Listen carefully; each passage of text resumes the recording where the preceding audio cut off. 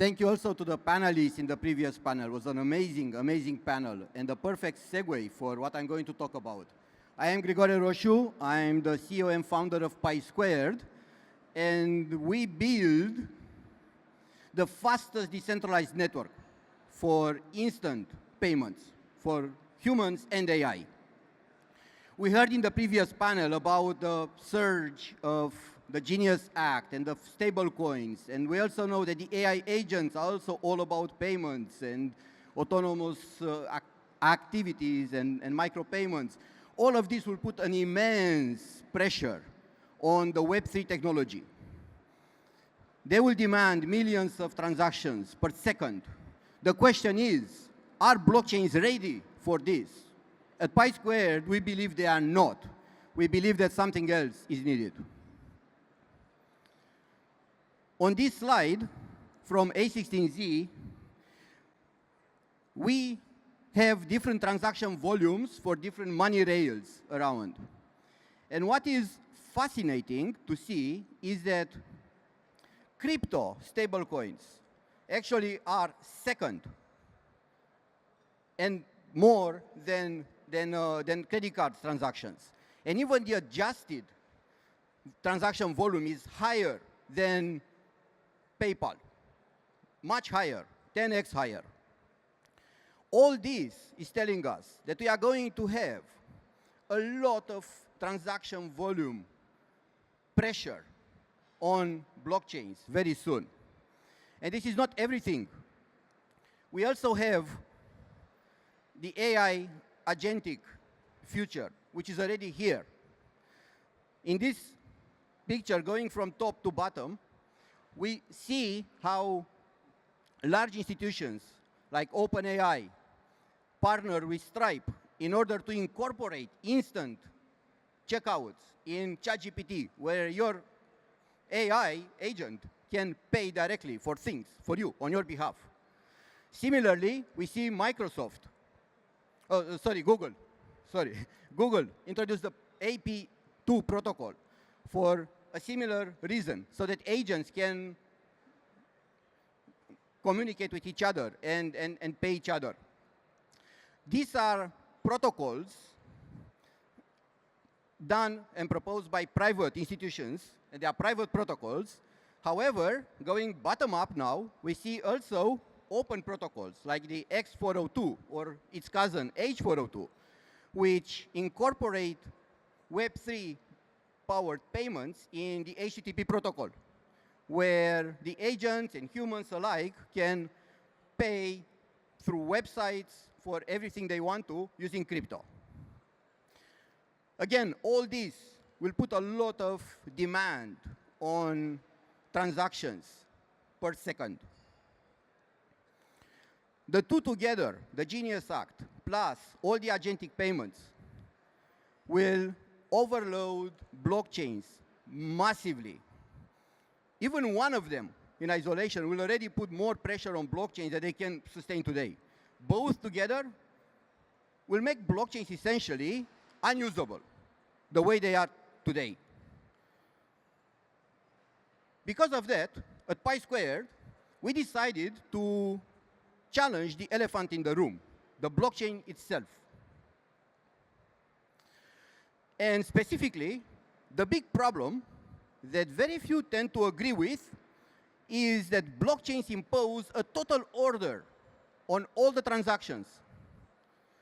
Look at these marbles in the funnel, right? Imagine that those are payments. They have nothing to do with each other. I pay you, you pay me, an agent pays another agent. Why the heck should we sequence them? Why should we enforce a total order first place? Let's not even worry about blocks yet, because blocks are just an optimization. The big problem appears before we even talk about blocks. The fact that we want to sequence all the independent transactions, embarrassingly independent transactions, we force ourselves to sequence them. This is a very, very serious issue that almost nobody wants to address frontally. We believe that that is the problem. That is what stays in the way of scalability in Web3 and blockchains. And unfortunately, we see a certain phenomenon where many people identify Web3 and crypto with blockchains. How else, without blockchains, we can talk about crypto and Web3? No. Blockchains are just one mechanism, one way to implement Web3 and crypto and give us everything we want, decentralization, peer-to-peer, payment, security, and so on. You can have all those without the total order imposed by blockchains. And enter Facet, our protocol at pi squared, which eliminates the scalability limit from the blockchains. We joke, but not really, internally and externally, that the blockchain trilemma, which says that you cannot have decentralization, scalability, and security at the same time. We joke that the blockchain trilemma is the trilemma of blockchains, not a trilemma of Web3 or crypto. In fact, our protocol Facet has an amazing speed because it is embarrassingly parallel. It operates at the speed of the internet. All you need is to send a message and receive confirmation, which is on average 100 milliseconds on the globe. That's the finality time. Each transaction is finalized, validated, settled in parallel and independently of all the others. So you can have unlimited TPS. With our existing DevNet, by the way, go to fastset.xyz to play with the network if you want. With our existing network, we already achieved 250,000 TPS without any optimizing it. So we are going to optimize further. By mainnet, we will have 1 million TPS. But that's not even loadable. I think what is bad is to aim, as a new blockchain especially, at 100,000 TPS. Say, well, we are going to have 100,000 TPS. That's ridiculous. That's too little for the future that is already here. You need uncapped TPS, and we can have it these days. Scalability comes from the massive parallelism. There is no sequencing, no blocking. Nobody blocks nobody else.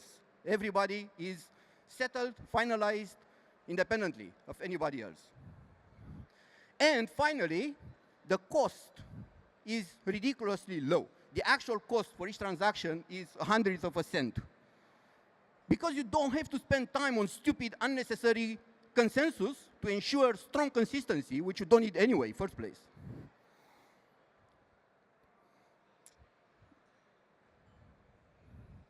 So metaphorically, this is the difference between blockchains and Facet. Imagine that gravity is the internet, the bandwidth of the internet, right? So to the left is what blockchains do. They inhibit gravity, they inhibit the internet by forcing a total order unnecessarily on all these beautiful marbles, the transactions. They don't need to wait for each other. No matter how smart you try to be, to sequence in the smartest possible way, to group in the smartest possible way, in the end, it will be slow because of the total order. There's nothing you can do because everybody has to communicate to everybody else in the network to agree that this is the total order. And that's wrong because you don't need the total order first place for payments. And we can get into that if you are interested, but that gets technical. What happens in Facet to the right is that you just let all the marbles fall under their own gravity, under their own weight, at the maximum speed of the internet. So you get literally verifiable settlement at the speed of the internet. And we should forget all this nonsense with sequencing transactions unnecessarily. And with that, I'd like to thank you